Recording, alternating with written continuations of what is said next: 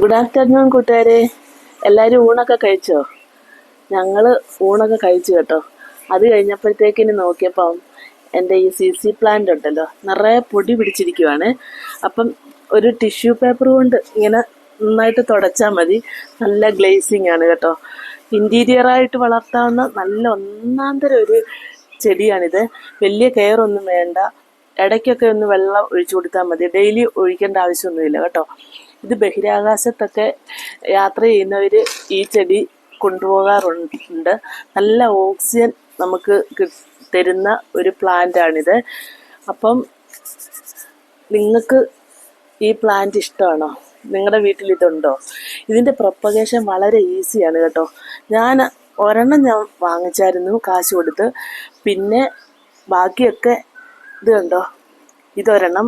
ഇത് വൈറ്റ് പോട്ടിനകത്ത് ഇങ്ങനെ ഇറക്കി വെച്ചാൽ നല്ല മനോഹരമാണ്. ഞാൻ കാണിക്കാം.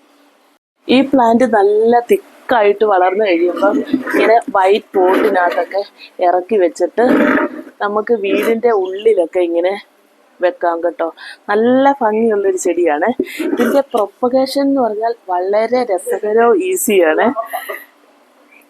അതിൽ നിന്ന് തന്നെ പ്രൊപ്പഗേറ്റ് ചെയ്തെടുത്ത ഇത്. കമ്പ് നട്ടാലും ഇത് കിളുക്കും. പിന്നെ ഇത് കണ്ടോ, ഇതിനകത്ത് ഞാൻ ഈ ചെടിയുടെ പ്രൊപ്പഗേഷൻ വളരെ ഈസിയാണ് കേട്ടോ. അധികം കെയർ ഒന്നും വേണ്ട.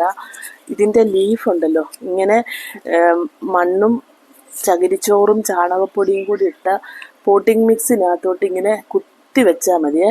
ഇത് കണ്ടോ, ഇതിനകത്ത് ഞാൻ 5 ലീഫ് ഇങ്ങനെ പരീക്ഷണാർത്ഥം ഇങ്ങനെ വെച്ചതാണ്. നമുക്കതൊന്ന് ഇളക്കി നോക്കാം.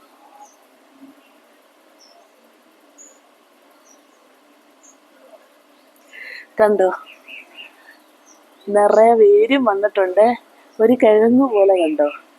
ഇതിനി വേറെ പോട്ടിനകത്ത് വെക്കാവേ. 5 ലീഫാണ് ഞാൻ അങ്ങനെ വെച്ചേക്കുന്നത്. ഇതൊന്ന് കണ്ടോ, 2, 3, 4, 5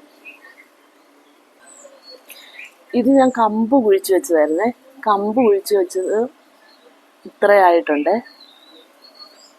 അപ്പം ഈ പ്ലാന്റ് വളരെ ഈസി ആയിട്ട് നമുക്ക് വളർത്തിയെടുക്കാം കേട്ടോ. കമ്പ് കട്ട് ചെയ്ത് വെച്ചാലും കിളുക്കും, ലീഫ് വെച്ചാലും കിളുക്കും കേട്ടോ. അപ്പം എല്ലാവരും ഇതൊന്ന് ട്രൈ ചെയ്ത് നോക്കണേ. ചെടികളെ ഇഷ്ടപ്പെടുന്നവർ. ഇഷ്ടമില്ലാത്തവർക്ക് ഇതൊക്കെ ദേഷ്യമായിരിക്കുമല്ലോ കേൾക്കുമ്പം തന്നെ. എനിക്ക് പക്ഷേ ഇതൊക്കെ ഭയങ്കര പോസിറ്റിവിറ്റി കിട്ടുന്ന കാര്യങ്ങളാണ്. അതുകൊണ്ട് ഞാനെപ്പോഴും ചെടിയുടെ ഇടയിലാണ്. അപ്പം ശരി, ഓക്കെ, ബൈ.